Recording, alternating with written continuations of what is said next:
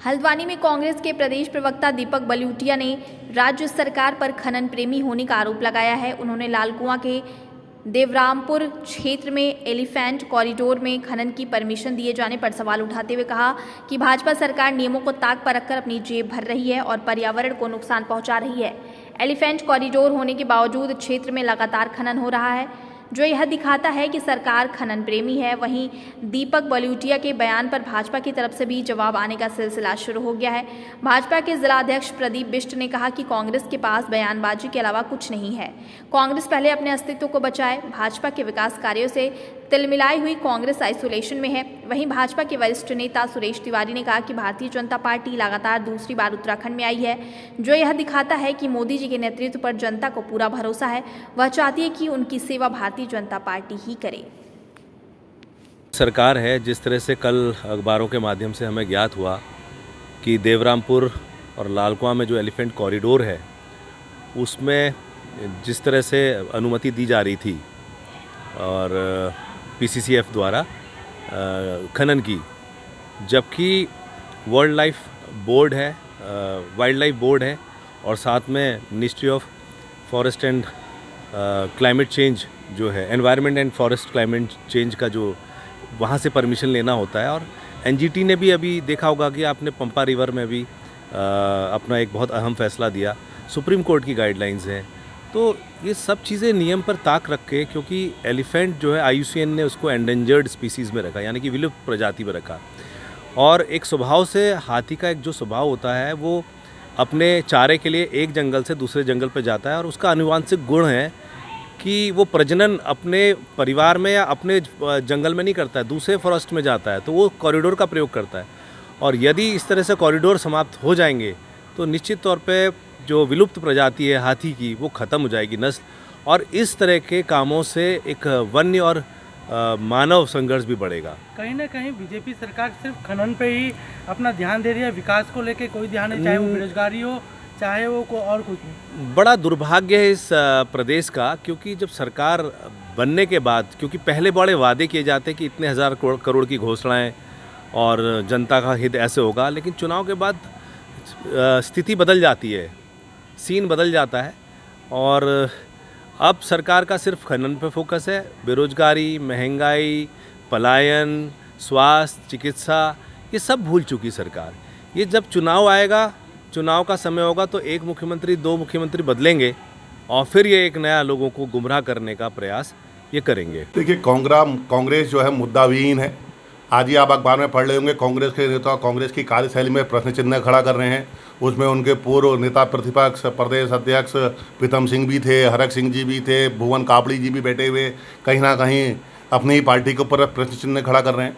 जो कांग्रेस है, अपने को एक कह सकते हैं जिस प्रकार आइसोलेशन में है और उस आइसोलेट बीमारी से ग्रसित है, उससे बाहर निकलने के लिए छटपटा रही है, इसलिए अनर्गल बयानबाजी कर रही है। यह जो सरकार है, यह जनता प्रेमी सरकार है। यह जो सरकार है, उत्तराखंड के दिलों में राज करने वाली सरकार है। ये जो सरकार है, धामी जी हैं, युवाओं के, माताओं के, बहनों के, वृद्धों के आशीर्वाद लेकर मुख्यमंत्री बनने वाले हैं। रिकॉर्ड अभी 92-94% वोटों से हम चंपावत में जीते हैं। कांग्रेस का क्या हाल हुआ है, इसलिए मैं कह सकता हूँ कांग्रेस मुद्दा विहीन है, इसलिए वो कुछ भी बोल सकती है। इस समय मानसिक दिवालियापन की स्थिति में है और वो खनन प्रेमी, अन्य प्रेमी का आरोप क्या लगाते हैं। जिनके राष्ट्रीय अध्यक्ष और जिनकी सुबह उठकर कांग्रेस लोग पूजा करते हैं, उस गांधी परिवार रोज़ जांच के दायरे में आ रहे हैं। सोनिया गांधी जी जांच से रोज़ बीमारी का बहाना करके भाग रही हैं और खुद बेल पर हैं। इसलिए कांग्रेस उत्तराखंड में ही नहीं, पूरे देश में मुद्दाविहीन है। और मैं दावे के साथ कर सकता हूं कि आप पिछले 5 सालों में कोई एक कांग्रेस के नेता का, बड़े नेता का बयान दिखा दीजिए जिसने भाजपा की सरकार को भ्रष्टाचार के लिए घेरा हो।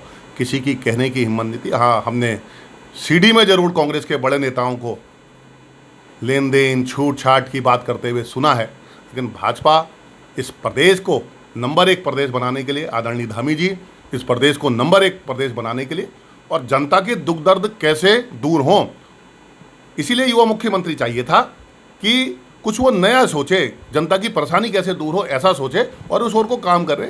कांग्रेस मुद्दाविहीन है, इसलिए कुछ भी बोल सकती है। देखिए, ये आरोप पूरी तरीके से निराधार है।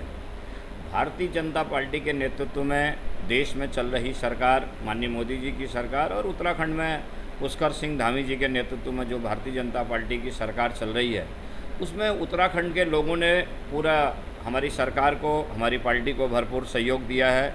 उत्तराखंड में हमने दोबारा सरकार बनाई है, अच्छे काम हमने किए हैं। इसके आधार पर उत्तराखंड की जनता ने हमको आशीर्वाद दिया है दोबारा सरकार चलाने के लिए, और पूरी ईमानदारी के साथ, पूरी पारदर्शिता के साथ हमारी सरकार चल रही है। कहीं पर किसी प्रकार का कोई ऐसा नियम के विरुद्ध किसी भी प्रकार का कोई ऐसा काम नहीं किया गया है। कांग्रेस के लोगों को कुछ बोलने के लिए चाहिए। उत्तराखंड की जनता ने कांग्रेस को सिरे से नकार दिया है। अभी आपने देखा थोड़े ही समय पहले विधानसभा के चुनाव में किस प्रकार से उत्तराखंड की जनता ने कांग्रेस को नकारा है, और हमारी सरकार जनता के हित में, गरीब लोगों के, आम जनमानस के लिए अच्छे काम कर रही है। किसी भी कोई अवैध खनन नहीं हो रहा। जहाँ पर भी जो भी चीज़ है सब नियम के साथ, पारदर्शिता के साथ हमारी सरकार काम कर रही है। देखिए, अभी कांग्रेस के नेताओं ने प्रेस कॉन्फ्रेंस करके इस प्रकार के आरोप लगा रहे हैं। कोई उनके पास तथ्य नहीं है, कोई उनके पास प्रमाण नहीं है। किसी प्रकार के अगर कांग्रेस के पास प्रमाण है तो वो प्रमाण दिखाए। एक प्रेस वार्ता कर समाचार पत्रों में सस्ती लोकप्रियता हासिल करने के लिए कांग्रेस के लोग इस प्रकार का आरोप लगा रहे हैं। अगर कांग्रेस के लोगों के पास तथ्य हैं, वो तथ्य को उजागर करें। किसी प्रकार का कोई अगर ऐसा खनन की जहाँ पर नहीं हो सकता, उस जगह पर अगर किसी प्रकार की कोई सरकार ने अनुमति दी है तो कांग्रेस के लोग उसको सामने दिखाएं।